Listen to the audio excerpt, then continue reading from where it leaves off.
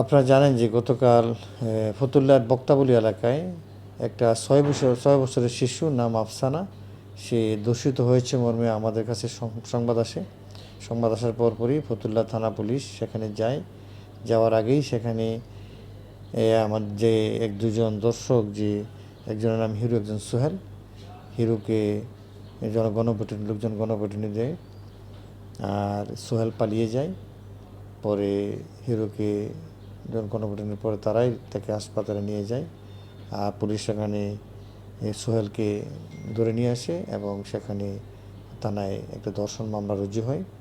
এখন মেয়েটাকে এখন হসপিটালে নিয়ে যাওয়া অলরেডি নিয়ে যাওয়া হয়েছে এবং পরবর্তী আমাদের যে আইনানুগ কার্যক্রম চলছে এবং আমরা খুব অল্প সময়ের ভিতরেই আমরা আমাদের আইনানুগ যে থানার যে তদন্ত প্রক্রিয়া সম্পন্ন করব এবং যাতে খুব অল্প সময়ের ভিতরে এটার বিচার নিশ্চিত হয়।